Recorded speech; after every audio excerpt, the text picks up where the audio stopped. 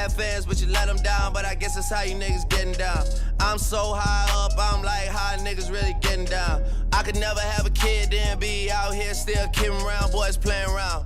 Where you really wanna take it now? I got $150,000 for an after party, and I gave it to the killies just to break it down.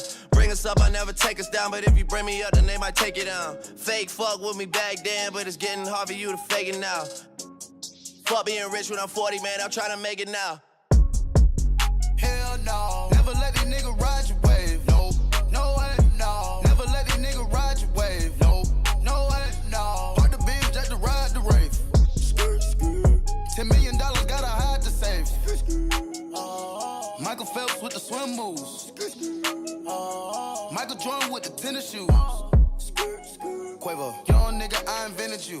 Ike Turner with the left hand. Griselda Blanco with the trap moves. Gangland with the right hand. Undertaker with the tattoos. Never listen to the classroom.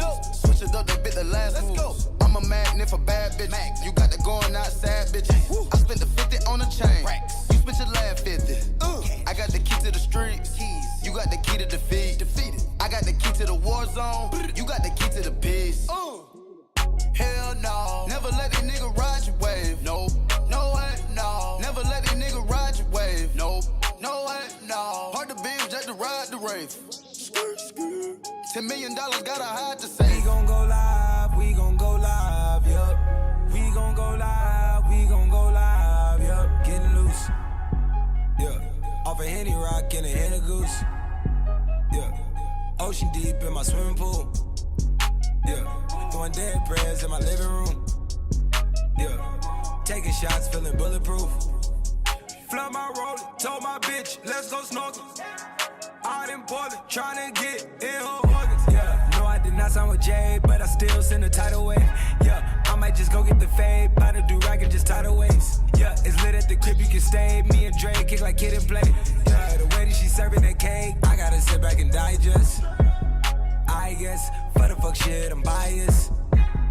I mix, double the cup when I stress. Got my mama out the basement, that's a different type of facelift. Remix be about the bracelets, don't hit us asking what the wave is. Hell no, never let these niggas ride your wave. No, no way, no. Never let these niggas ride your wave. No. Today, we're going to craft up some Dinger Tuesday plays, talk about some winners on the diamond, and let's cash another squad ride. This is Behind the Lines.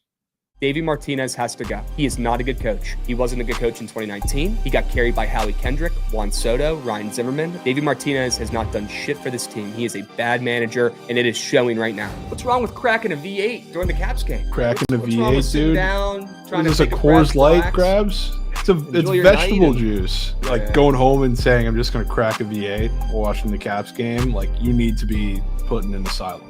You know, the fastball heavy approach gets a Mets team that is just crushing baseballs and getting no results, not just yesterday, but the whole lineup has been hitting the ball hard and had nothing to show for it, especially recently. Now you get a fastball heavy Ryan Nelson that has his struggles against lefties, and you have a lot of those guys that have been extremely unlucky that are going to see him from the left side. Bringing in George Pickens. Surely this works out for the Dallas Cowboys. Surely bringing in another veteran here who's toxic, cancer in the locker room, a me guy. Surely that helps out this Cowboys team that already has plenty of those. Jerry Jones, my man, you did it again.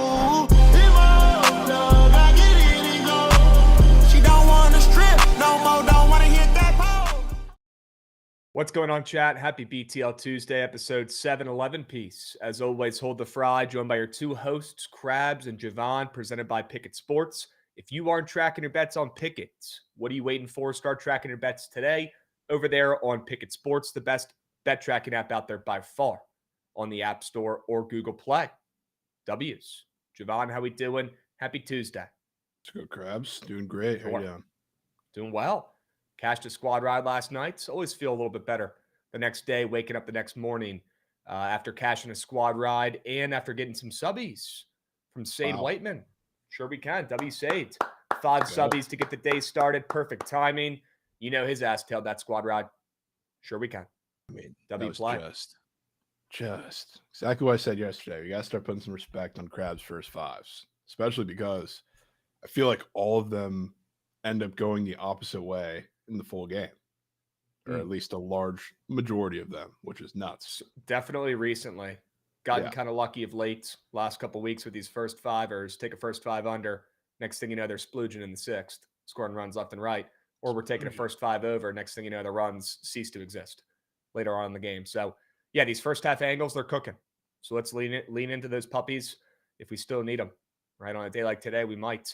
Although we don't have any first five looks today on the Sharp report. Sure, we can maybe sniff out some on the books when we go over the slate today. A lot of baseball talk today, chat. We got some Dinger Tuesday talk. We're going to go over our favorite plays. We're going to talk prize pick squares. We're going to finish up these recaps as well. Let me go ahead and take a peep at the Sharp report from yesterday and see how we did overall. Not my best work. Carried with the squares. And that first five under, which was the squad ride, and that's all that matters. So no complaints from me. Shout out Palante for doing job. That shit was sweaty as heck. Sweaty as ma. Shout out Krabs carrying. Did not carry weight. That's all right, bro. That's what you got today for. Sorry, I was taking a sip of coffee. Feels so much better. So much better about today. Yeah, questions probably need to be asked about that Jonathan Rodriguez angle, but they're not going to be asked from me because I trust. Fair. I trust. You must. That guy. Or whoever's asking those questions will be extremely disappointed to know. I will be taking it again today. God damn it. Is it on the Sharp report? No. He's up for a half a base. Oh, shit. All right. We'll keep that one back pocket. We might need that square after last night. We might need to go back to the well. And hey, if we just need a TB out of him, we just need a TB out of him. All right. We'll circle back to that. And again, Sade Whiteman, you're him. Appreciate the subbies coming in hot. We've got a stacked day today. WTMA, getting our day started before BTL as well. W Mikey, WLC, W Joshy, getting the day started right. If you guys missed TMA, go back and rewatch on the YouTube. At least do me a favor and drop a like on that puppy on the YouTube. I appreciate Mikey grinding, firing that puppy up damn near every day, and getting the day started with W Vibes. Go check out TMAs. Okay?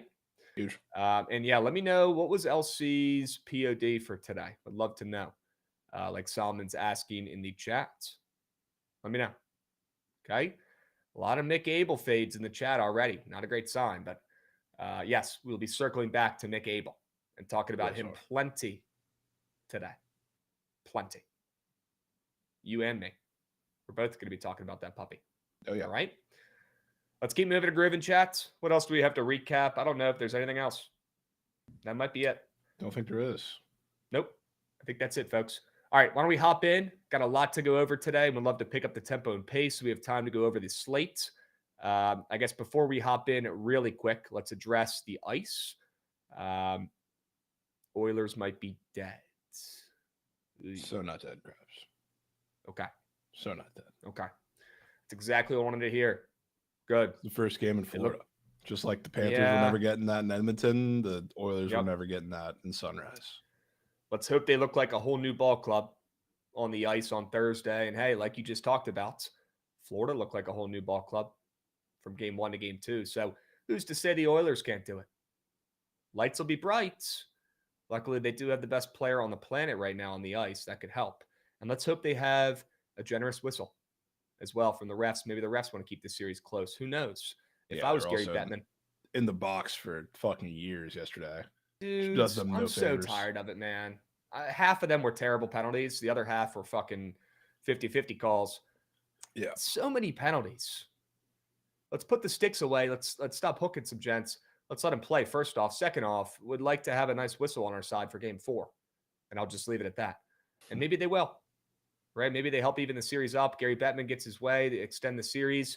And the NHL, obviously they want this series to go as long and be as tight as possible after a 6-1 win. Maybe the whistles are on the Oilers' side in game 4. Wouldn't be shocked. Okay? Wouldn't be shocked. What's up, Jet Rooney? Good to see you, my man. Death, taxes, and Oilers, Panthers, overs. Yeah, Alex, I'm losing coins left and right. I'm losing coins left and right. No, you could have done on that. The ice. Instead, taking the A's over. Well, there it is. There it is. Had to be mentioned. Had to be mentioned. How about another A's over for the peeps? Cash last night with ease. Good call, Jovan. I hope you actually added it to your card. Yeah. Not at all with ease. Not in the slightest. I think they got Scott Foster on the seven ice. runs last 2 innings. Yeah, crazy splooge. You'll take it, though. Better to be lucky than good at times. And that might have been one of those rare cases. Surely Brent Rooker contributed. Yeah, Brent Rooker. Denzel catch was crazy, too. I chalked it as soon as that catch was made in the first inning. That was the most absurd catch I think I've ever seen. Well, let me ask you this. Was that catch legal? Let me put my little boomer cap on. Completely legal. And there'll be some rules guys out there who are saying, wait a minute. Let's What did hold you our wrong? horses here. He utilized the wall, You're allowed to do that. and it helped him make that leap. And people were bitching Everyone hard about utilizes the a wall. Everyone used the wall, man. They were saying you shouldn't be allowed to utilize the wall as a pole vault or to vault your body up and make a catch. I'm not saying it. I'm just reading it. I don't think That's they've along the enforced that rule in eons. You just got to It's have like the some part of your steam- body in the field, Yeah, what in you the do? field of play. Right. His feet. Yeah. Barely. You almost went all Yeah. over. He Barely. came damn close, yeah. He's already number one in outs above average. I mean, yeah, he's He had hasn't some even Well, the been sample out size unbelievable all year. plays. Sample size might be a hair tiny. It's small, but still, like it's incredible how good he is at defense. He's So- looking like prime Kiermaier out there, man. Yeah. You just If love a to see it. guy jumps up and stands on the wall and makes a catch like the dude in Major League in left field, fully stands on the wall and his I mean, body's out of the field of play, that's probably illegal. Probably. And that's when you might see the ref circle up and make a move.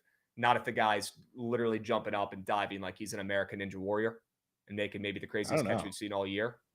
I That's think good. the wall counts as like the field of play. So I think if somebody was able to do that, I think they would be technically allowed to do it.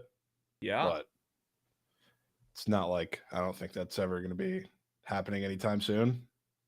The more athletic these guys get, you never know.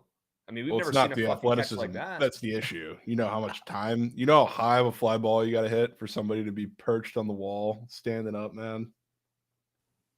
Well, yeah, there's a lot that goes into it. He timed it up perfectly. He was still on the run because he used his foot to like latch into the wall and jump up like a fucking spider monkey. He was crazy, dude. The guy jumped 10 feet in the air.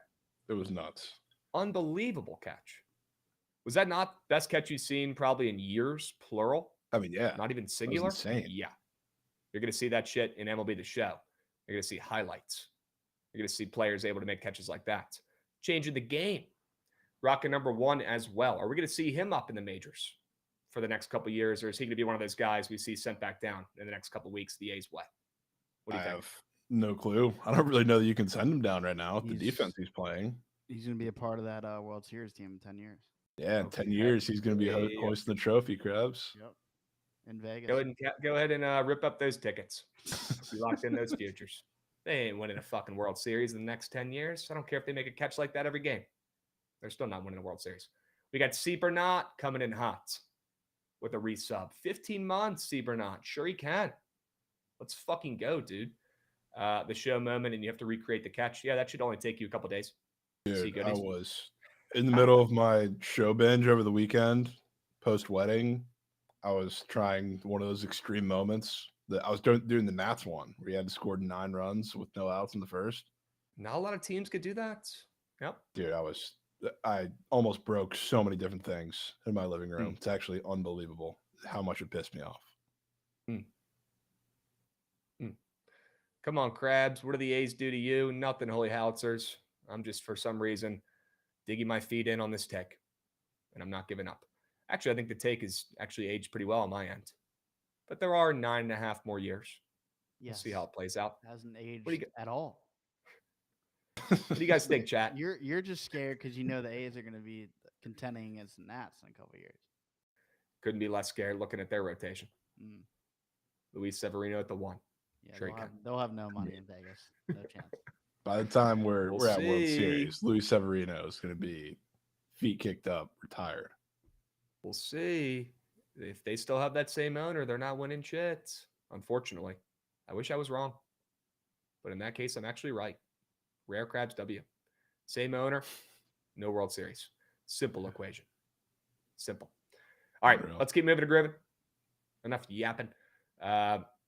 W Cup game last night, although it didn't help our future. The Panthers might just be them. And any over bettors out there, the handful of you that faded the public and the sharps, you're rich. Congratulations, cashing on the ice. And let's hope we get a new Oilers squad on Thursday, a new and improved, different looking team on the ice coming in after a game on their roads, already under their belt. Let's hope. That's all we can do. All right. Why don't we hop in, take a peep at some of our favorite plays for today. We're talking a lot of plays on the diamond, chats. A lot of plays on the diamond. W Carbs. Sure we can, Jay Thorpe. Probably the funniest joke of last week.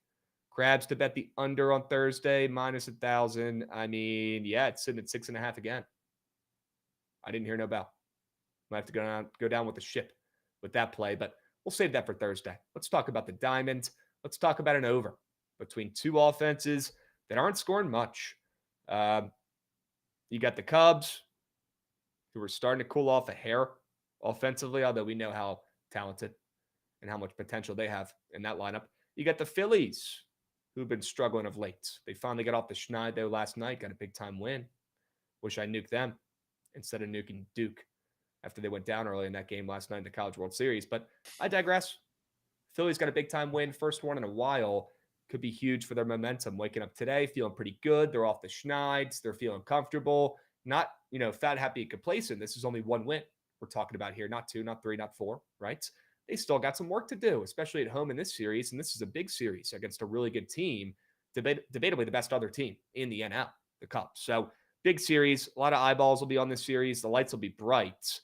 But the way both these teams have been trending, Jovan, I simply could not resist getting involved with maybe the weirdest looking total of the year on the diamond, at least in my opinion. And it's this over in the Cubs and the Phillies.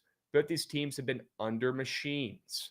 Last night, obviously, had a good old-fashioned pitcher's duel in that game, at least for the majority of it, and the game still ended up going under. The Cubbies are on a little bit of an under streak right now. They're not scoring, but luckily for them, their pitching's keeping them in games, so they're not on a crazy losing streak. They have snuck in a couple wins of late, but still not playing their best ball. They're looking for some confidence boosters up there at the dish in this series, especially tonight. They're not scoring a ton of runs of late. Their offense has been kind of quiet. Well, luckily for them, they've got a young arm on the bump tonight in Mick Abel, who simply cannot keep getting away with it. If he does, I'll tip cap. And then you got the Phillies lineup. Well, the Phillies have some new confidence after that big-time win last night, and they've got a matchup against Colin Rea. If they can't hit up Colin Rea at home, I don't care if there's no Harper, fucking grow up, put your big boy pants on, go to fucking work. Do your job. If you can't hit up Colin Rea in what's going to be a half bullpen game anyways, you're going to see the Cubs bullpen in this game plenty, early and probably often in this contest. That's on them. And I'll tip cap and I'll charge it to the game. This team's also been printing unders. They've cashed 3 straight unders. I think we see a little bit of a narrative shift here in this game tonight. I was expecting a total to be sitting around 8.5, not 9.5. Well, some favorable conditions in this game tonight. Should be some wind blowing out, some hot weather on the East Coast. That's only going to help the offense. And we need to see both these squads pick it up at the dish. And why not both of them doing it at the same time tonight with Mick Abel on the bump and Colin Rea on the bump? Yeah. I 150% agree with you, Krabs. Maybe more. Been waiting to do it for the entire week. And sneakily, I don't even think it's all Mick Abel, not just because we're talking the over, but I think Colin Rea is like a microcosm of Mick Abel in the sense that the metrics aren't nearly as bad as Mick Abel's, and he's not giving up as much ridiculous hard contact, but still giving up a lot of it. He's also throwing a lot slower now. He's taking a lot off his, I don't know if this is just his transition to needing a little more depth in the game or what, but his last couple starts, his velocity has been noticeably down. The Nats weren't able to take advantage of it when they started against them, or when he started against them, but they were also really unlucky. So it was a similar situation to Mick Abel and the Jays.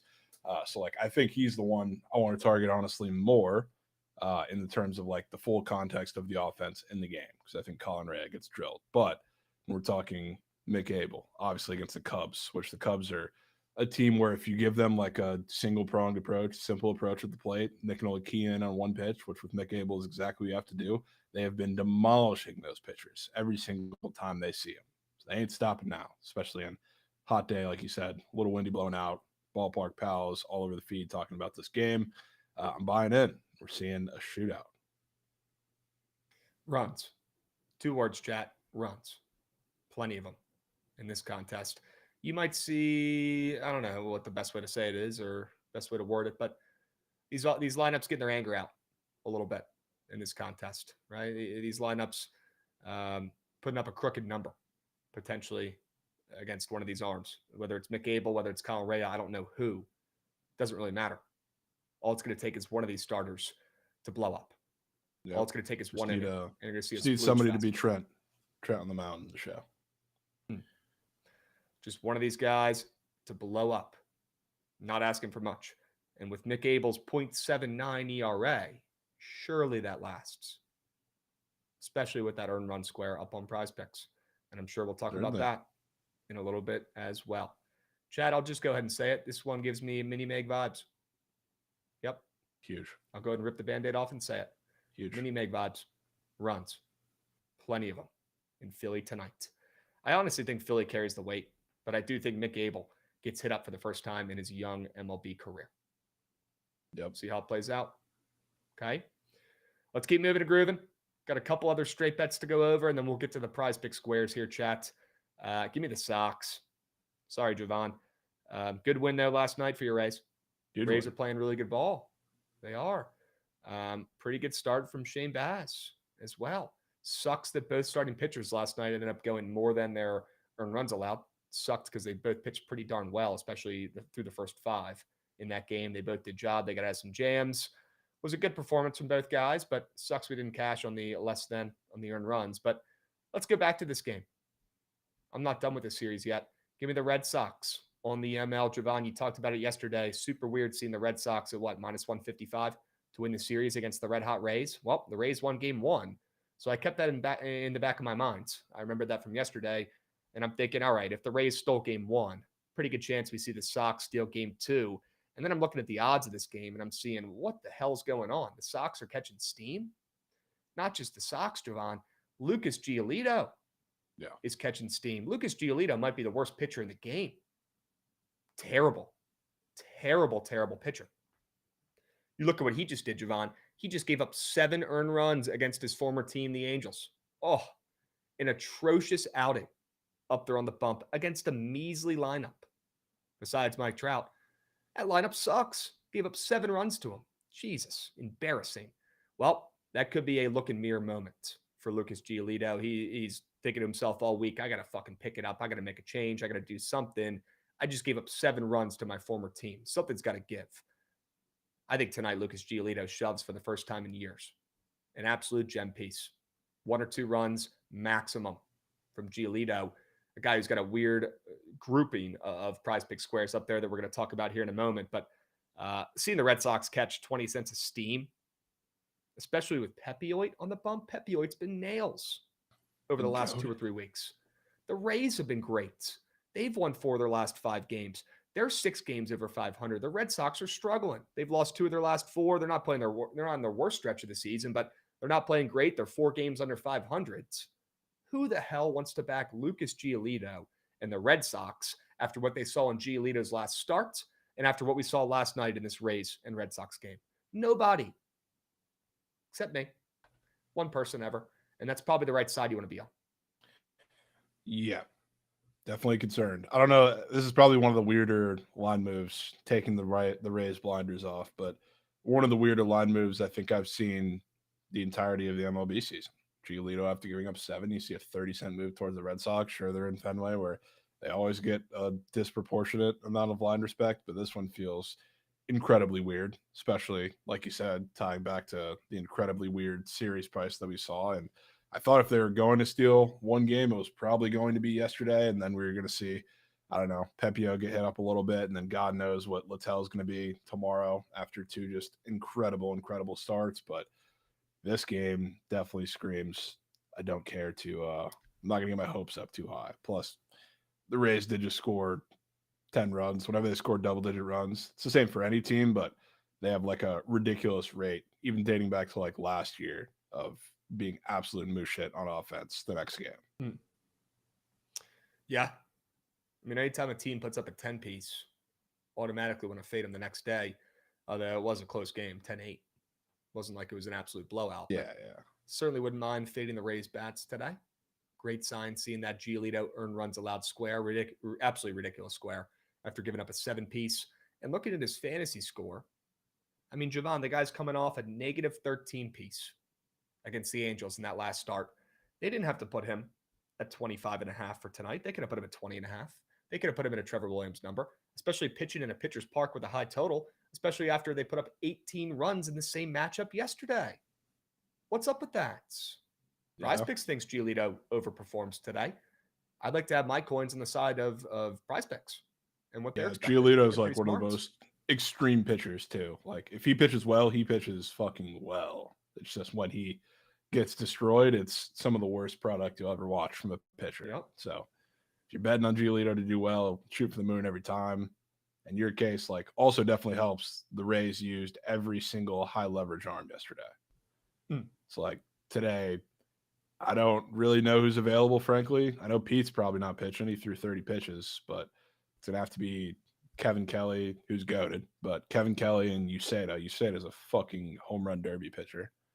So you're not in a great spot with the pen. Not that the Red Sox are in that much better of one, but I'd say it's scares me a little less than the Rays.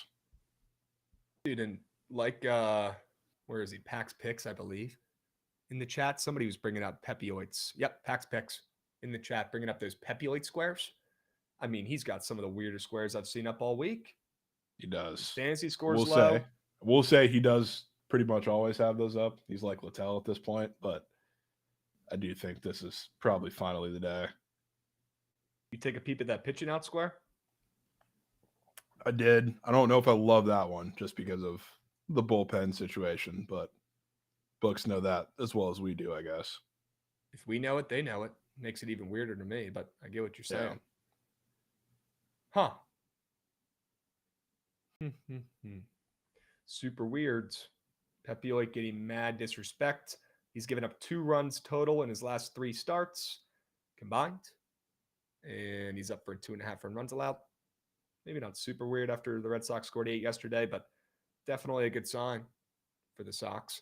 I can't get over that pitching out square with whatever's going on with the Rays and them using everybody in their bullpen yesterday and then putting that square up is weird, but see how it plays out. We've also got a Nerfy square up. That's interesting. Probably hitting. Yeah, the Nerfy probably, right? Yeah. Okay. Yep, seeing a Nerfy square up with Giolito involved doesn't really matter who's even on the other half of it. It's probably a good sign for the Nerfy because it's weird and who the hell wants to take that involving Giolito. Yeah. Okay. Yep. Let's keep moving and grooving. Enough talking about the Rays and fading Jovan squads. Let's move on. Had enough of that shit, Krabs. I know. Let's talk about the Yankees team total. Great. Much better to talk about. Yeah, I can talk about your enemies and betting on them to do well. It's my payback for that. But you said something earlier. Max Fried, Noah Cameron total at 8.5, which not only do I think is odd at first glance because of how well Max Fried's pitched all season. He's coming off a gym where we backed him. Coming off, outside of that one dog shit performance, like he's been Cy Young level all year. Then Noah Cameron, since he's been up, has been absolutely fantastic. Why is the total at 8.5? Not only in this game, but also in Kansas City, which is notably, I think, outside of Seattle, classified as the best pitcher's park in all of baseball. I think it's because Noah Cameron is done today. The Yankees have been destroying left-handed pitching all year, but not just left-handed pitching. Left-handed pitchers that pitch exactly like this, that are super fastball heavy, and they rely on chase with their off-speed. They don't really throw their off-speed to be effective in the zone. So like guys like not just Judge, but even like the lefties like Bellinger and Jazz, how many of those are going to be in the lineup, I don't really know, but it's great for them to kind of be able to sit on a pitch that Noah Cameron gives them. Noah Cameron's been facing a lot of these teams that are not only not great against lefties for the most part, but also have significantly less strikeouts, I guess, in their lineup, which kind of doesn't help them in a sense, because like the Yankees have been striking out a lot, but it's been because they faced all of these pitchers where there's a lot of like chase with every different pitch when you have like a simplified approach like this, which it's been good for Noah Cameron so far, but this is like a drastically different matchup. I don't think it's going to work. So why do I think total's at 8.5? I think it's because the Yankees jump all over them. Definitely helps too if you don't get the depth out of Noah Cameron, which I think could certainly be a possibility. If the Yankees are not chasing in this one, they chase him early. Royals bullpen does Royals bullpen things, even though they've been somewhat better, I guess, this season, especially recent. think they're in a worse spot today, and I think the Yankees are scoring runs. Love the angle. Probably would have preferred just taking the full game over. That's also probably my bias of hating the Yankees, right? And wanted to fade Max Fried. So I love the play, and I do think Cameron gets lit up today. I talked a lot about weird squares in that Red Sox-Rays game. Cannot let this one get swept. Cameron might have the weirdest squares of them all, although we've been saying that his last couple starts and waiting for the regression monster. And we have lost coins because of it. But at some point, I mean, Jesus Christ, unless the guy is actually Chris Sale, he's going to get hit up. And what better matchup and what better – I mean, the total was opened up at 9 in this game involving Max Fried. Talk about the books tipping their hands. Yeah, super in weird. A pitcher's park. And I feel like we've talked about it a bunch of times when they're at like 9 or 8.5 with Max Fried. Even if he's not the reason, like those games are going over. Just like the Sunday Night Baseball one, which was hilarious, where they had a grand slam at some point, and I think it was the bottom of the 8th, and like the game went over on that. But like, it's been a couple different times where he seems like he tipped their hand. This feels like one of them. It's also I know he has weird stuff up all the time. Usually they're in bettable range though, so they're like normal squares. But he is the juiciest pitcher to go more than his 2.5 earned runs today, Krabs. Dude. Outside of Carson Palmquist, who's in course, so he doesn't really even count. So Carson Palmquist, bless his heart, he might be worst pitcher in league. Yeah, we'll talk about that. We'll talk about that. Plenty. Worst pitcher in league. But yeah, I'm not counting him because he's in course and a Rockies pitcher, but classifying like minus 155 is what Noah Cameron is to give up 3 runs today, which that feels like an incredible cap tip. Again, in Kansas City of all places. If this was in New York, I wouldn't think it's as weird, but in Kansas City, a noted huge pitcher's park, feels really odd. I think it's for a reason. The guy hasn't given up more than 1 run in his start all season. The guy's averaging 0.85 runs given up per start. Unbelievable. One of the best stories in baseball so far this season. Dude is outperforming out the wazoo. He's legitimately a Cy Young candidate. Up to this point, is he going to win it? No. But do his stats deserve him being thrown in the convo? Yeah. 65 games in, they 100% do. The guy's got some of the best numbers in the game. Well, it's about that time when we start fading some of these guys and making coins off of it. Yep. June's rolling around, middle of June. You start to see some of these guys regress. You get some tape on these young guys, right? I'm sure the hitting coaches, their fucking job is to watch film last night until their fucking eyeballs are bleeding on how to get to this Cameron kids. And I'm sure the Yankees guys are getting paid pretty well on how to figure that out. I think they get to him today. Looking at him minus 155 to give up more than 2.5 earned runs allowed when he hasn't done that this whole season. Shit, he hasn't even given up 2 runs in a game this season. I don't care if it's the Yankees coming into town. That is absurd. Crazy. I want it. That is absurd. God, man. Palmquist, the pride of Albuquerque, New Mexico, according to Preston. Oh, shit.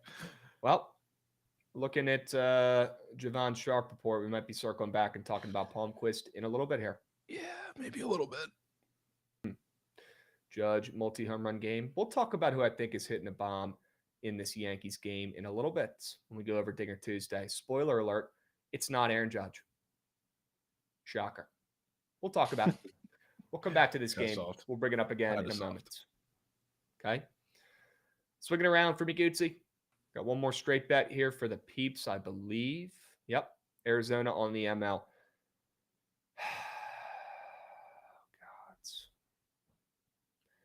Stick with me, chat. This one might be a tough sell.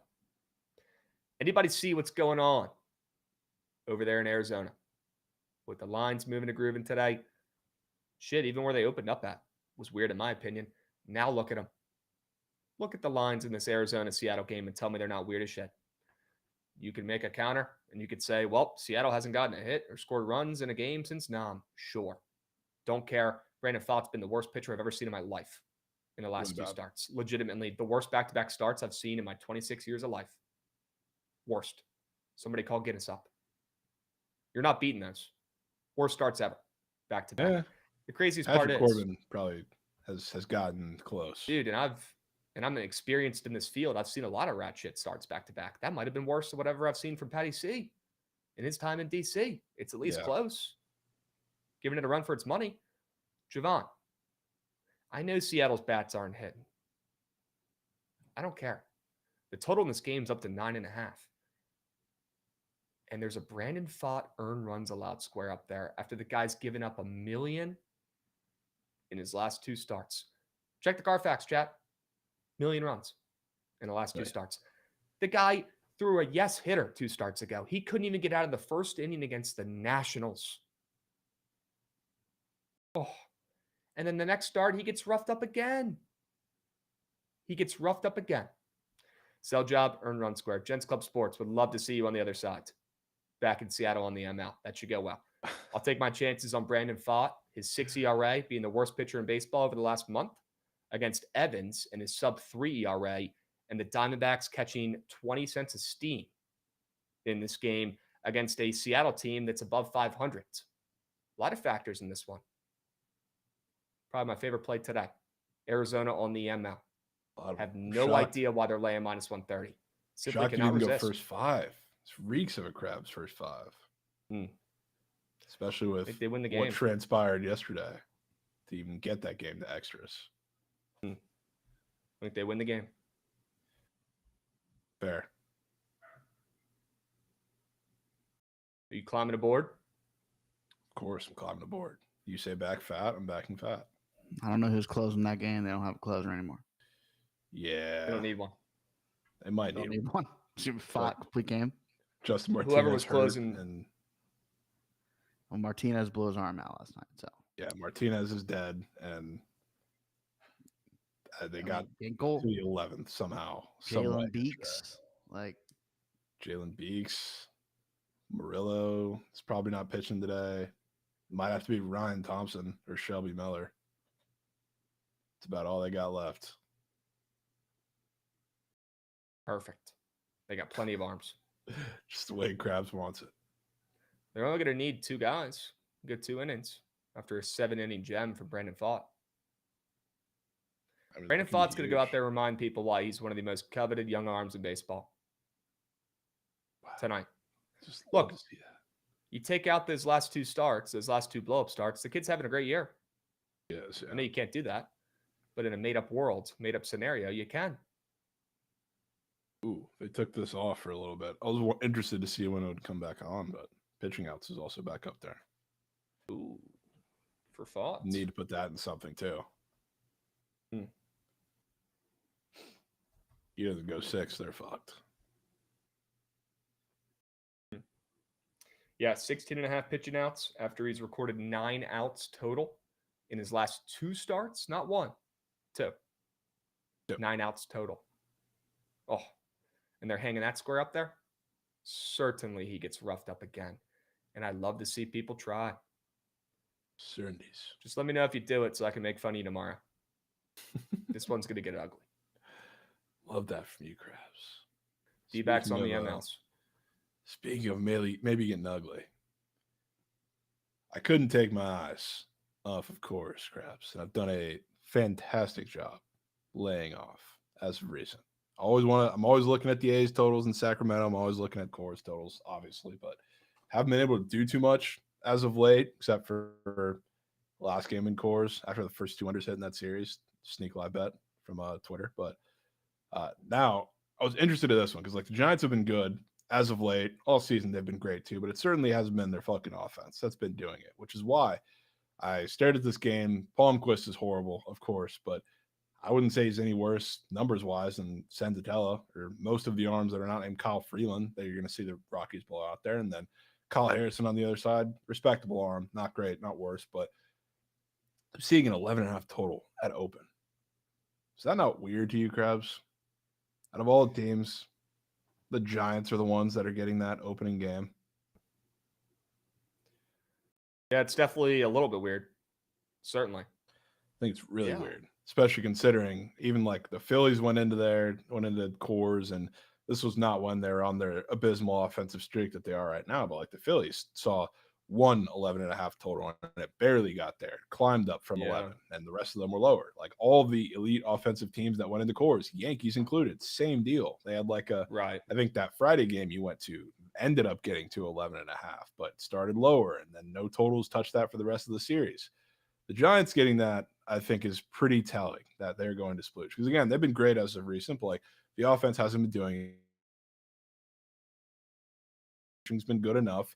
You're obviously getting, like, Logan Webb innings, and you're winning these super low-scoring games. So it's grinded out type games. The offense hasn't really exploded for anything. I think they haven't scored more than, like, 5 or 6 runs in, like, 2 weeks. So, like, now coming into this game, I think this is where they do it. They get Palmquist, who is a great matchup for everybody, but he doesn't have strikeout stuff. He's a lefty. I mean, that's golden matchups for a lot of the, like, the Wilmer Flores of the world, the Tyler Fitzgeralds of the world. Hopefully Willie Adames doesn't strike out against him. It's a great matchup for him. Obviously, like the big guns like Ramos and Chapman, but it's everything you can possibly ask for. I think there's certainly a world the Giants cover this themselves, but Kyle Harrison is also just such a wild card, dude, because he's like, he kind of has Giolito syndrome, where, like, when he blows up, it's really, really bad. And if he gives up any sort of base runners early, it kind of gets in his own head. You can tell, like, on the mound, and he's not the most mentally stable pitcher out there. But I think he's going to come in to this matchup with a mentality to attack these hitters. And I think for Kyle Harrison, like, he's at his worst when he's really pounding the zone, because that's when people start hitting it.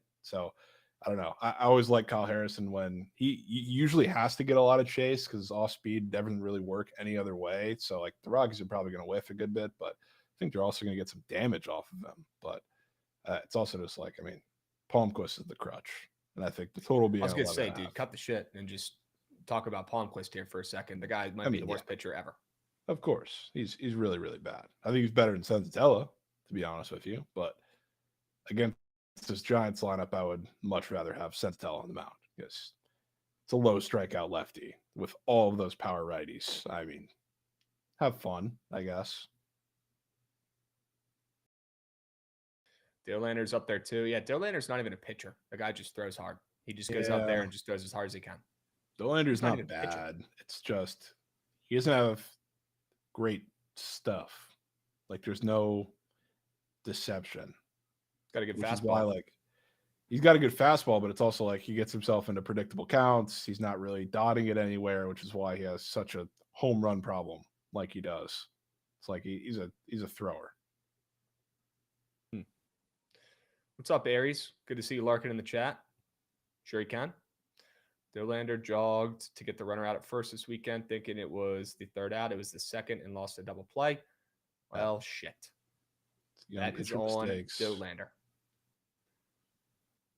There's one thing that pisses me off the most on the diamond. It's people who don't know how many fucking outs there are, man. How hard can it be? Look around the field after every play.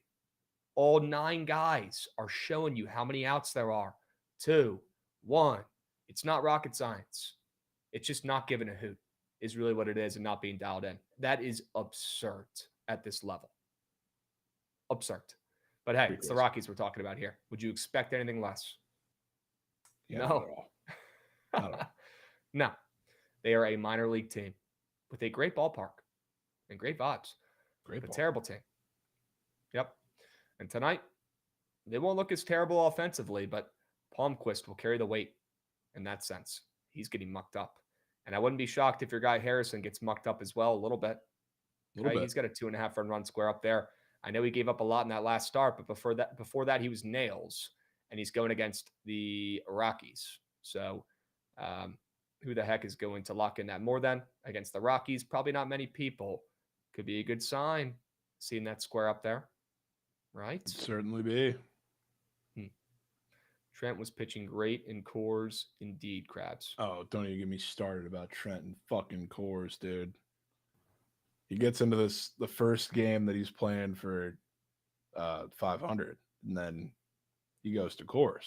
He thinks that's some great idea with him on the mound. Immediately spawns with 5 nukes. The other team does. Yep. Just absolute whales. Whales. Well, shit. Trent was horse meat yesterday, and then he had to call in, you and Lauren to get his money back? Well, so he lost the first 2 games. I played one with him, and LC played one with him. He gave up, like, all the runs, lost the first 2 games. Then the second group of guys that we played that were the O's prospects, shout out Goots, he said double or nothing, but it's me and LC. versus those two. So he ended up flat, and then we won one after that. So he ended up coin, which is crazy. Did they pay? Well, he only paid. There was the first guy that he lost to. Then the second and third game were double or nothing. So we evened out on that. And then the third guy paid with like subs or something. Okay. Well, that's fire. Yeah. Hell yeah. All right, Trent. Trent is Joey Gallo on the mounds. Yeah, are we going to talk about how Joey Gallo said before the season he's going to become a pitcher? And then a month ago, we saw a clip of him throwing indoors like a fucking kid during winter workouts. And the guy was throwing 85 and couldn't throw a strike. And he was posting that clip. That was so sad. I was like, bro, keep this clip in the vault and just hang him up. He found a way to be worse at baseball. Pitch it. Hang him up. Oh. And yeah, big bad. Terrible. We don't speak about the last game. Just really bad. Really bad. Oh, God. Do I even want to ask? Just bad performance by Trent. Chat, we're going to fire up a little sweats tonight. If you guys want to join, feel free, please. Okay? Get some MLB The Show running. Get some sweats going. We got a lot of baseball going on tonight. No hockey, no NBA, which sucks, but going to fire up a little sweats for tonight. Feel free to get involved. Please. I want to know what game Trent played before last night, that got him so fired up that he would send that tweet that 500 is for a game. Exactly what I said. I said, what did you do that gave you this irrational confidence that you're him? That you're him. Other than the fact that he bought a bunch of cards. He spent real coin on. He can't like even hit. He can't even even hit hit real coin cards. He spent $250K on Vladdy for me to get the first hit with him after $1 million of ABs. I bet. Need a big inning up and moving? Yeah, we might, Billy. We might. Need that. That's such right. a shit product, dude.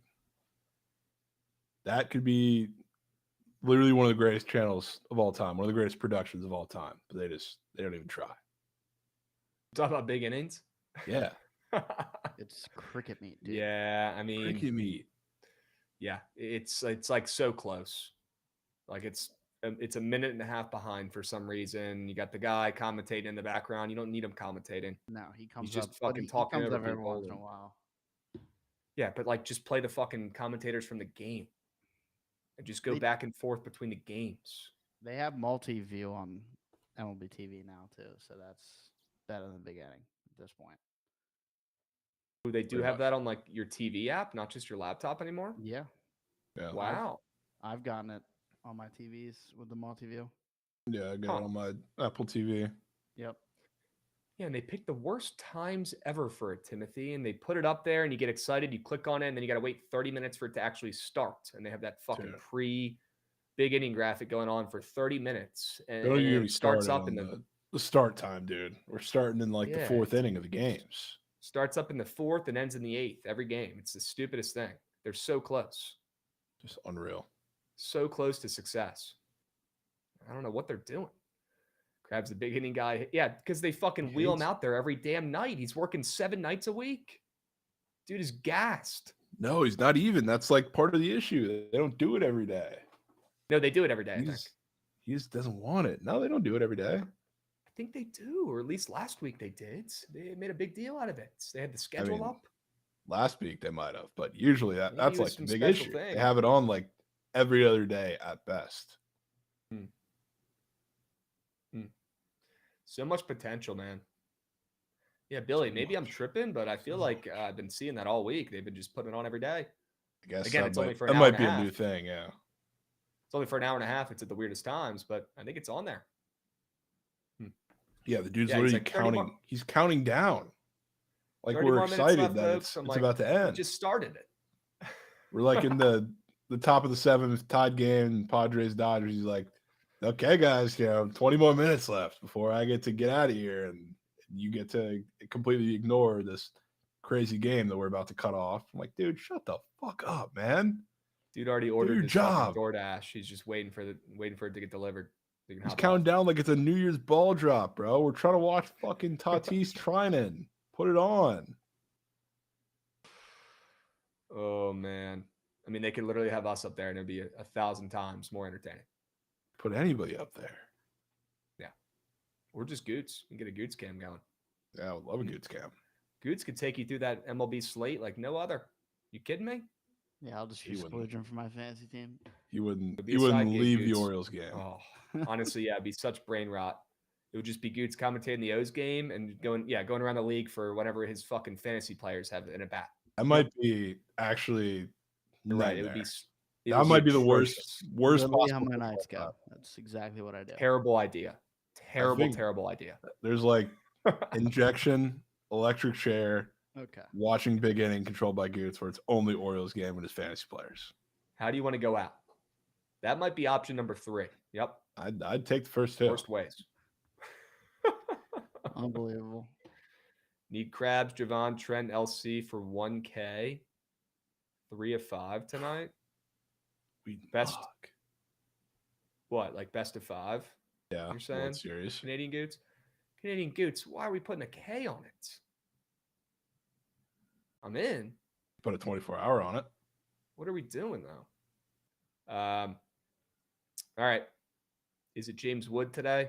Hopefully, man. He's been cold up there, but people are already sounding the alarm saying he's a fucking bust after 2 bad series. Give me a break. Bust. The guy's better spawn back into Ohtani at the dish today and hit a ball fucking 500 feet. He's unbelievable. Putting a 24-hour on it. Ooh, So it's just an be example. sharp, OG. Yep. Could definitely put something on it. Bookit Twitter made a graphic. Hell yeah, Pega. Left-handed Aaron Judge. Yeah, UB Bulls. I'm actually changing that take, although it's not atrocious, but he literally is Shohei Ohtani. He is Shohei Ohtani 2.0. His swing is the same. That's honestly a better comp. And he's a lefty as well. So We were if you changing just Ohtani watch the already. swing, bro, he's Ohtani. The swing is the same. The ball leaving the bat, like No, it you're has right. two He is a fucking lot more, engines on a the lot more sides of it. Ohtani than Judge. Yes, yeah, it's a way better take. Yeah. And also, he hasn't they're more racked up similar the in play accolades yet. style. You think he's more similar in play style to Shohei? Yeah, play style, 100%. swing style, approach, all of that is a lot more. It's a lot more Shohei than Judge. Honestly, everything. Just be very quiet, mellow mannered. Yeah, skill level not quite there, but everything else, yes. Well, skill level might be there, but the accolades and the respect earned is not of there course, yet. of course. Skill level could be there. Fair. Maybe 1A, 1B. But yeah, let's put some respect on 1A, Shohei. The 1B. dude is fucking him. I can't wait to see who the next Shohei is in the next couple weeks, because every MLB draft now, it's you got 3 Shoheis getting drafted, 3 guys who pitch and hit, and then you never hear from them ever again. And they never work out in the minors. So The I'm next curious to Shohei see. is in the A's system right now. Ooh, surely he makes his debut soon, right? Shintaro Mori. He's 19 years old, so it'll be They could. Oh, that's perfect timing, Goots. 7 or 8 years out. Maybe they Perfect call him timing. up for the World Series push. Yep. Nah, Call the him right up. newest, I don't even know if he committed anywhere yet, but the newest Shohei is in the portal. Oh yeah. Bryce Callaway from New Orleans. He's coming. The Jen, I'd love to see you stop betting the Nats, man. Get that sour taste out of your mouth. Hating on the Nats in the chat. I get it. They've cost you some coins of late, but we can't be comparing James Wood to Josh Bell in the Big 2-5 unless you want to see my head pop off my body. Maybe you do. But that's not it. That is not it. Can't have it. James Wood is a younger Josh Bell. What the hell are we doing? I need to get Krabs started, man. Talk about your squares. I mean, you did say he gives you Anthony Rendon vibes yesterday. It really terrified me. Well, What did you mean by that? he's very lackadaisical out there, and he's very quiet, mellow-mannered, Okay, and so you're not saying nonchalant. like you're not saying career path. You're saying like just at No, plate, and he can get like Rendon sometimes. not saying work ethic. I'm not saying career Got it. path. I'm just saying, nonchalant the way he plays. It's like he's too cool to hustle a little bit. And sometimes it does piss me off. Yeah. But as long as he's not, as long as it's not costing him hits, costing the team runs and wins, And I just think that's kind of the way he is. I think he's a very low-key guy. He's 6'7", but he's very quiet. If you watch his post-game interviews, it's like he's waiting to get the fuck off the mic. Like, he doesn't want to do that stuff. Now, Rendon had some serious work ethic issues that James Wood does not have, but they're both extremely nonchalant. That's a comp you'll see a lot on Nat's Twitter that people bitch about. Needed the explanation there. Yep. That's huge. I'll change my tune. If they win this series, well, shit, DeGen. They got a lot of work to do tonight, then. That's a big series. All right, before we start talking about Soto versus the Nats, let's go to the squares. Let's talk about him. Shane Smith, Krabs guy. Dude's him. Talk about passing the eye test. No way you're claiming Shane Smith now, Krabs. Krabs guy. No way way you're how I claiming see him. him. You were shitting on him. You were shitting on him when I told you him and Davis Martin were goat. That was like 3 months ago, but yeah. Times have changed. That was not that long ago, Krabs. Maybe 2 months. Times have changed. Shane Smith is him actually now. A lot has changed in this couple weeks, couple months. Shane Smith.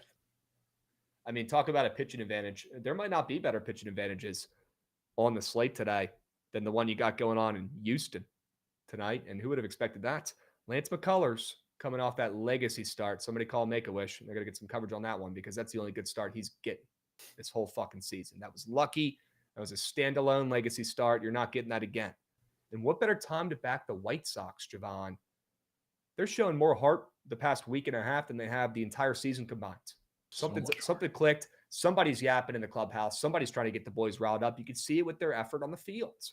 Now is the time where you can rarely back the White Sox.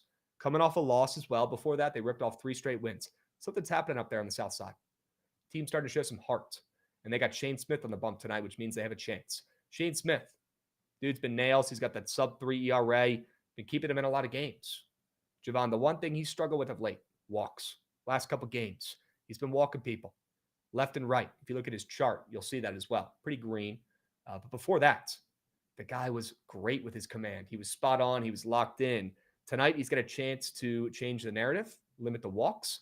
And luckily for him, he's facing an Astros team that, you know, on the surface, you'd expect them to be very patient. You'd expect them to walk a lot. They've got a pretty veteran squads. They don't. They're bottom 5 in walks in MLB. They don't walk. They're swingers. And I think Shane Smith has a chance to go out there and limit the walks, limit the free passes. Sure, maybe he makes a mistake, or maybe he gets hoed by the ump and walks a guy. I don't think he's walking 2. All right, and looking at the charts, looks like a pretty easy more than to click. I want to fade that narrative. I'm going to take the less than walks. I think he grooves it. I think he finds some success tonight. Wouldn't be shocked to see the White Sox honestly win this game. I'll probably be on them. And I think Shane Smith goes less than his 1.5 walks allowed. Yeah, I'm in on that. Anything pro Shane Smith, say the word, and I'm clicking the button. Him. And then Brandon Fought. I mean, do I need to spend time on this one? Give me a break. We already know. We already know, Krabs. The chart is absurd. Maybe the weirdest part, and I want to check the Carfax. I don't want to give you guys bad data, but earlier this morning, or not even earlier this morning, only like an hour ago, he was minus 130 to the under, which I thought was extremely weird, considering the guy could not even get out of the first inning 2 starts ago, and then last start, he was just as bad. Minus 130 to the under 2.5 earned runs allowed against this Seattle team. You want to know what else is pretty weird? Another factoid or nugget I want to drop about this game too that I didn't mention earlier. I talked about all the Brandon Fought squares, including this one that's up there on the board right now on the screen.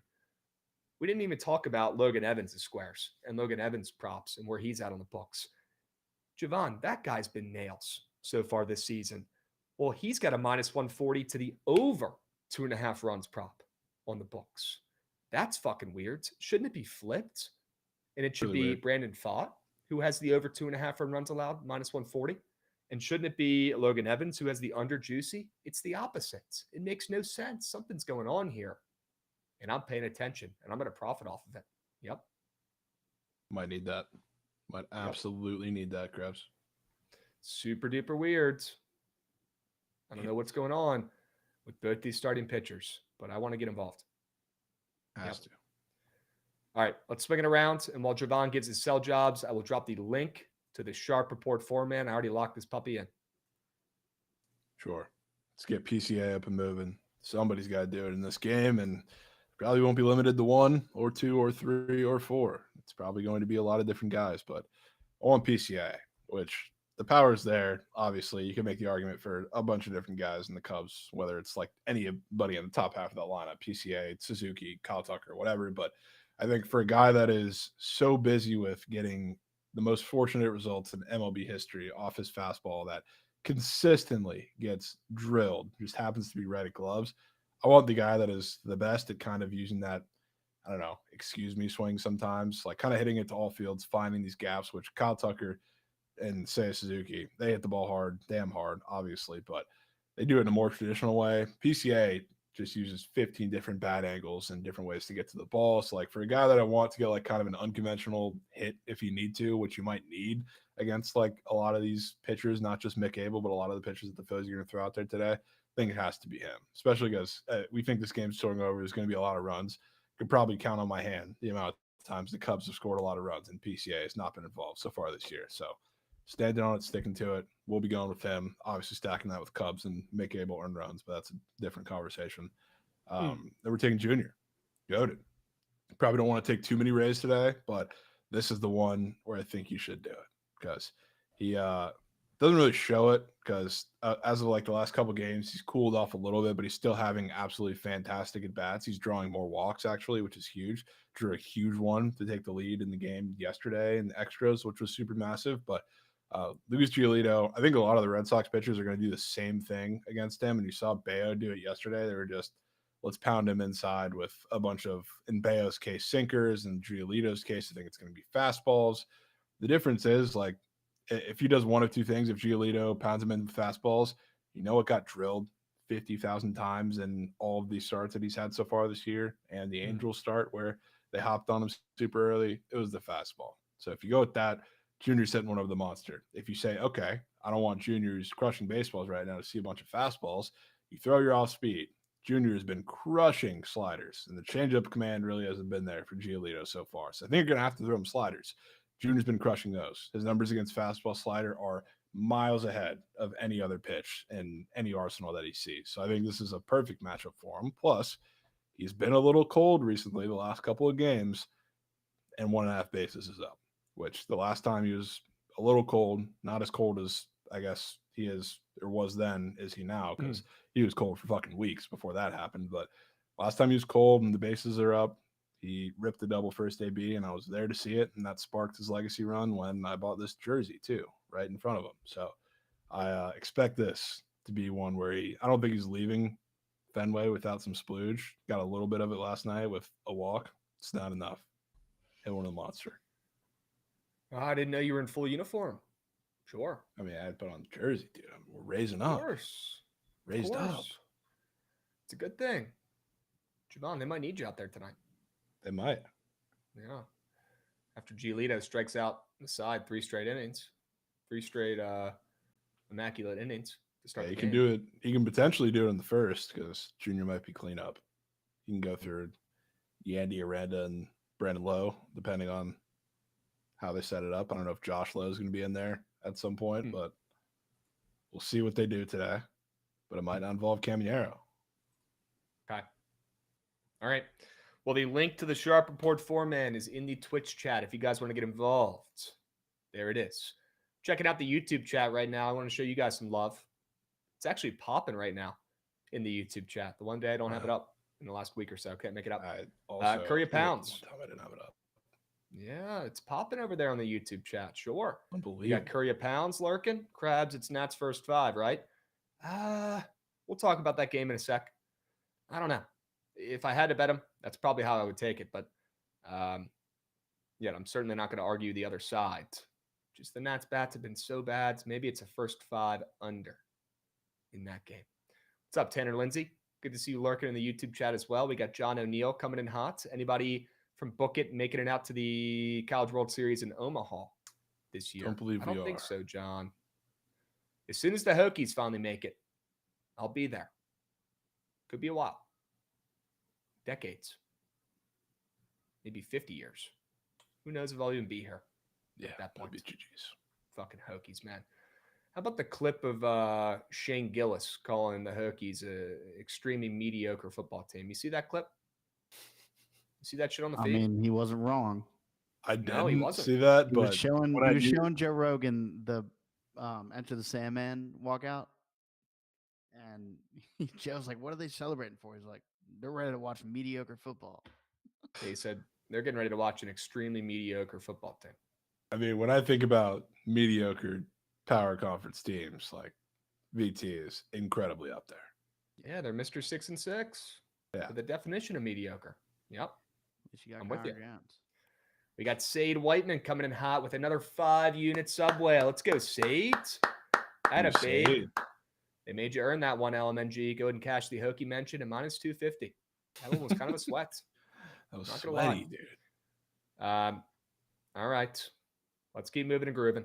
We got a lot to go over here, gents. And I will drop the link to the Sharp Report format one more time before we move in the Hokies Twitch have chat. There it no is. Team Natty's Krabs.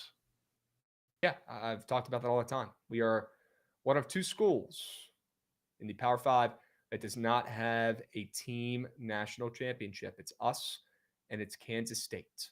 Now, there's rumors that Kansas State might have done it in the last couple of years. I forget, but I remember they were close. They were doing something of late. I forget what it was, but yeah. A championship? Yeah. Well, they're in the Final Four, right? Or did that end in the Elite Eight? That's probably the closest they got. Yeah, I feel like it was like a weird sport or some shit.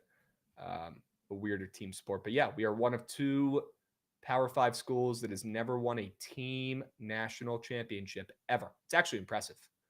To have that carry on this long, you really have to have the wrong people in charge for a long period of time. It's actually impressive. So anybody out there, I mean, I doubt any Hokie alum are cool enough to be watching this show. They're probably watching some other brain rot, but any other Hokie alum who works for the team and is in charge of the downfall and the crumbling of the football program, maybe step away. That's all I ask. Maybe step away. You got to have the wrong people in the building for a lot of years to have that be a stat about your school. No natties. Jovan, this is not a new school. The football team is not new. The basketball team is not new. That is impressive. Sums up the team perfectly, to be honest with you. Mediocre. So mediocre. Mediocre. Any future plays for Omaha would No, love. yeah, we'll get there probably Friday or Thursday. Love to talk about that Thursday or Friday. I think we might get somebody to come on tomorrow and talk some golf, potentially talk some U.S. Open for you guys. I'm sure you'll be hungry for some golf futures tomorrow once we get about a day out. For now, we got some Dinger Tuesday plays to go over. Why don't we get to it, Gootsy? Sure we can. Dinger Tuesday plays. Go ahead and get the party started with a +7 Honda and with a Terp. Matt Shaw. Matt Shaw's got some pop. You just haven't seen it yet. He hasn't shown it a ton in the major leagues. But that's why the Cubs drafted this third baseman. They drafted him for his power. Now, he did hit a home run a couple days ago. Maybe he's starting to tap into some of that power. If he can't do it today in a game with an insanely high total in a game where I love runs, 9.5 total against the righty Mick Abel. If he can't do it today, he might not ever do it. Matt Shaw, +7 hundo. He's only hit 2 home runs this season. He's got to get those numbers up. They drafted him for a reason, for his pop. I think you start seeing it down the line, and maybe tonight on Dinger Tuesday. A little bit of a value play here in a game where I'm seeing plenty of runs in a game with great weather for some dingers on a Tuesday. Sure. And on that, I guess we'll snake around. I had trouble choosing between the couple hitters that I liked for whether they're going on squares for the PP categories or Dinger Tuesday. I love Mike Trout bases today, and he was a close ad. So consider that a big 3 with Cammy and PCA. But I think it's incredibly telling, especially because this is not in Sacramento, so it's not inflated. But Mike Trout, I've seen his bases up a couple of times. The only other time I've seen it juice towards the over on the books was the time we took him in Boston, and he hit the absolute whale on probably the worst pitch I've ever seen in the history of baseball.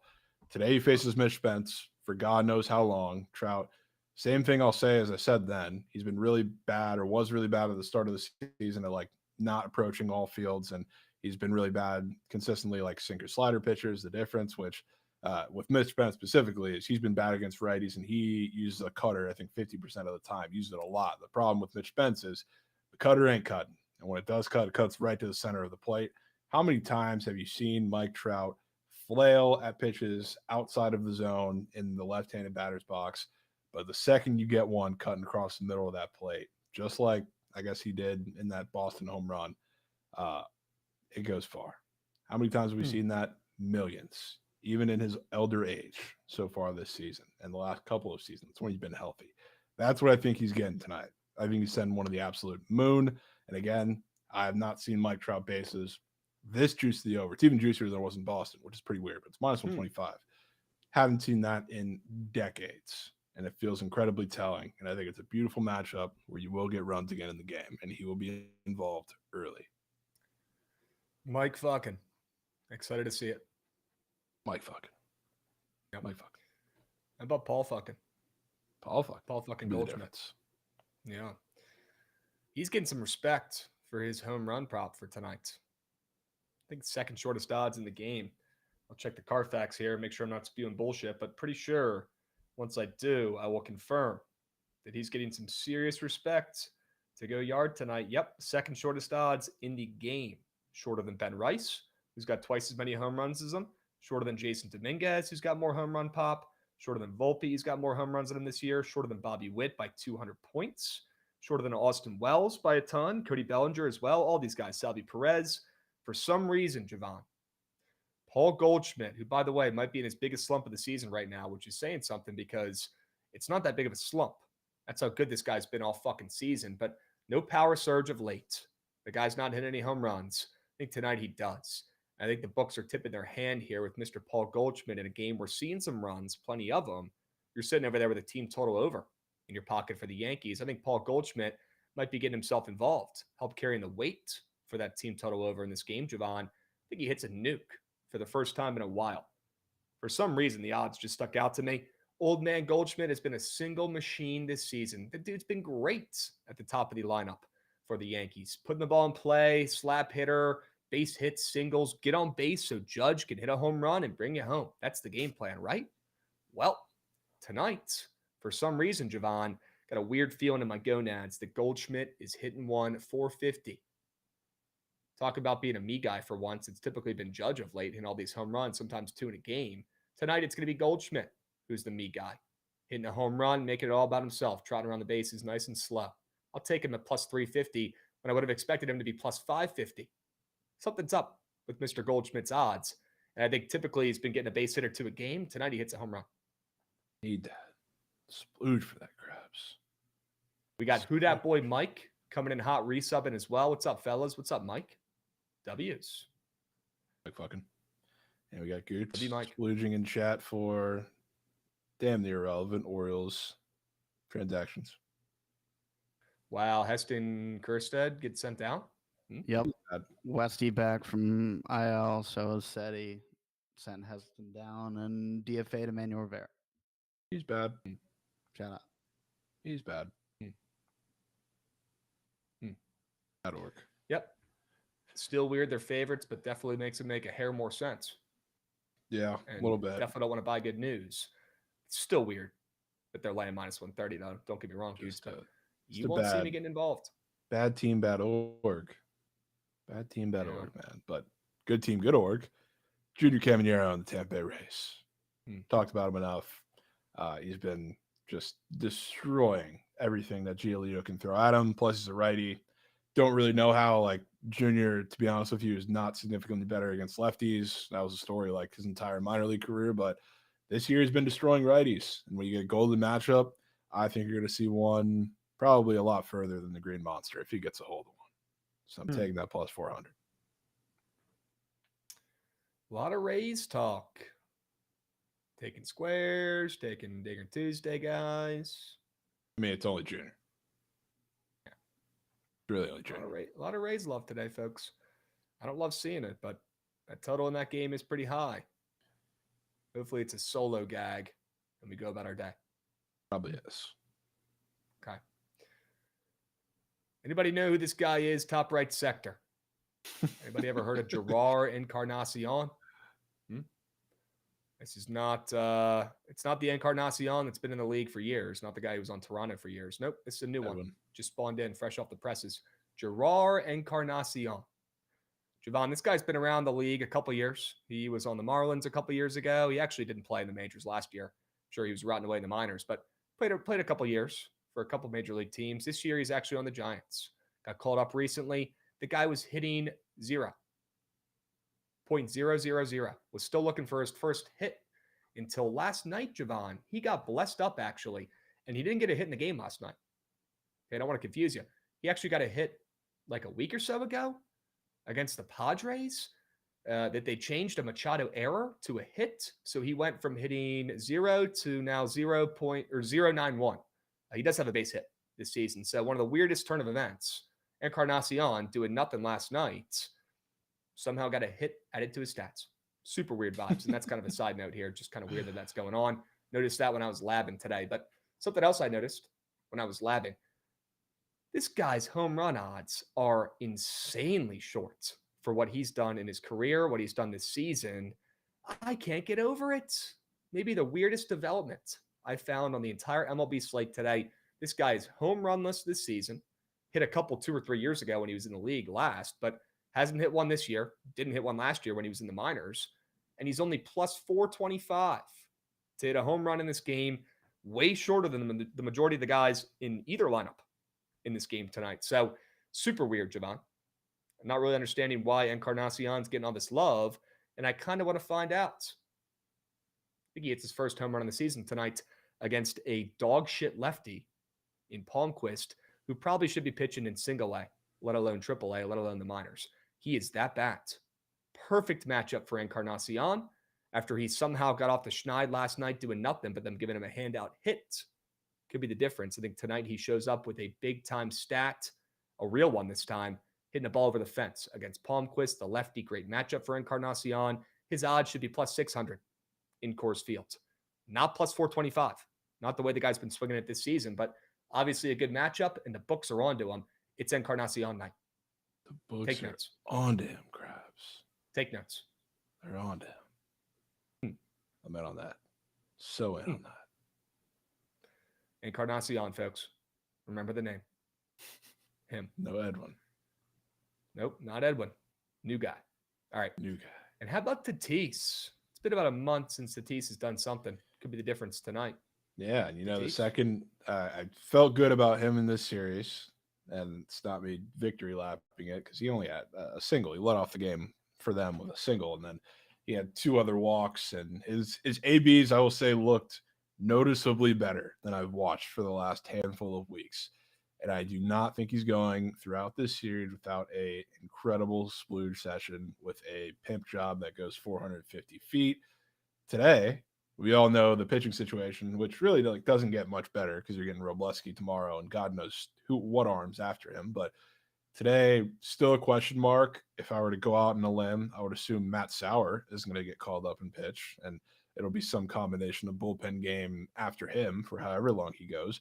Whatever arm they throw out there after Sauer or including Sauer, they're not great arms because they're not in a great rest spot right now. And just speaking on the matchup with Sauer, he has had a home run problem the entirety of his career in the minors, and he's come up to, and the same issues have been there, more so against lefties, but against righties too. And his big issue is he throws a sinker that when you throw it to righties, does not sink. It does not get inside enough. So what has Tatis done, even when he's been super cold for the last month at the plate?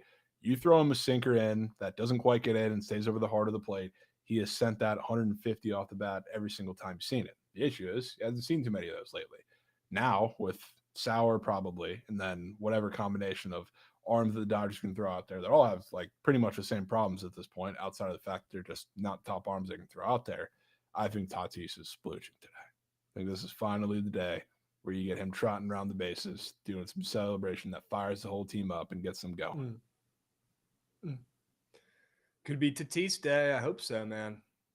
For the MVP sake and for Dinger Tuesday's sake. Tatis night. I meant Tatis night. Should be a good matchup for him, whoever ends up coming out of that fucking pen for the Dodgers or whoever ends up starting. It's going to be a bullpen game. So, yeah, it's now or never. Get involved tonight, Tatis. Please. It's been a while. All right, a couple things from the chat. We got Wags Locks coming in hot, resubbing. He said he cracked the V8 last night for the squad ride dub. Sure he can, Wags Locks. Appreciate the subby. Hope you enjoyed the V8. You're probably feeling like the Hulk today after chugging that V8 last night. You woke up feeling different. Sure. He probably feels horrid. Well, yeah. Horrid. Could be fake sharp, folks. A lot of sodium in those V8s. We got Gabe A0419 coming in hot. He says 10 gifted subbies if Encarnacion goes yards. I'm holding you to that, Gabe. Okay? I'm going to hold you to that. Encarnacion's going yard tonight. First home run of the season. Plus 425. Would be insane. All right. Let's keep moving and grooving. Would love to crack a V8 with carbs. Okay. I think that's probably our signal here to move on to the squad ride. Gootsy, if you don't mind, run that shit. I'm trying to see that train.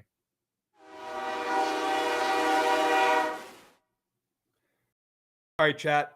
W squad ride last night. Let's fucking go. First 5 under was free. Let's lock in. Let's smack another squad ride for tonight. We got to put the Cubbies and Phillies over in here without overthinking it. We got to put that puppy in first. Have to. I don't care if the consensus quake didn't hit last time. Doesn't matter. We're taking it. We're taking it. Where's your head at with that Yankees team total compared to the Giants Rockies over in course? I mean, the Yankees are kind of speaking to me, Krabs. I'm not going to lie to you. All right. Let's put them in. Yankees team total over 4.5.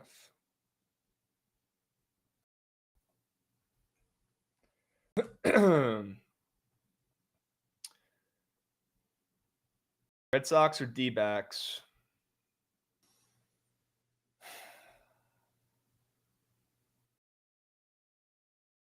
You feel any type of way either way, or? I don't know that I do. I think, and this is not me just saying it because the Red Sox is the other play, but Fott minus 130 feels like a winner. Just scared about the Pens, but that feels like the play that's green from you. Okay. Let's go D-backs ML. Let's go 3 plays, 3 winners. No A's over? No, not tonight. I'll just go ahead and say it's not hitting so that you can bet it and profit, and then we move on and you can make fun of me tomorrow. Cool. I don't know that I even want to take it today, to be honest with you. Just want to take Trout. Every Giant is minus 130 or worse odds to score a run. Little observation when surfing the Blue Book. Interesting. Pretty interesting. Yeah, I mean, it is in cores, but it is the Giants we're talking about. Yeah, usually like the bottom guys of the lineup will at least be, I don't know, somewhat bettable. Like I know in the Mets series, Ronnie Mauricio was like normal range because he was a normal square every game, but like the 6, 7, 8 hitters that were ahead of him were all demons. Or just not on the board because they're like plus check. It's definitely odd. Certainly odds. Chat, get those votes in. You got about a minute left. You know, I was looking 3 at plays. Weirdly funny in that game, Krabs. Wilmer Flores. Looking at me so funny.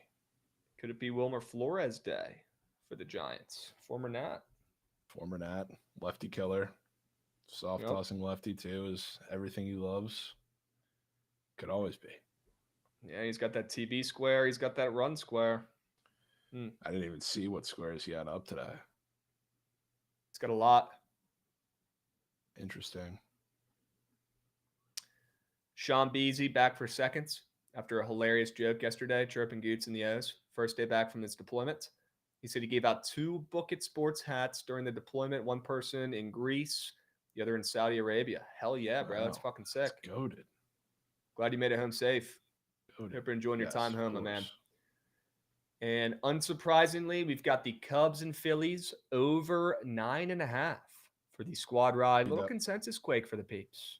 Sure. Need that. Like Mo. All right. WBTL today, chats. We will be firing up a sweats later tonight, playing some MLB The Show, sweating out some plays on the diamond. We appreciate all you goats. If you can, do me a favor, stick around for the surge stream. Get ready for sweats tonight. Don't be afraid to lock in that squad ride before the line bumps up anymore. Cubs Phillies over 9.5. And if you have not watched the video on the Bookit Sports YouTube yet, the Trent Celebrity Poker Tour vlog that's up there on the Bookit Sports YouTube, do me a favor, guys. Click on that video, bookmark it for later if you don't have time, but give that a watch and let me know what you think. Okay, drop a like on that puppy as well. And we'll catch you guys tomorrow, same time.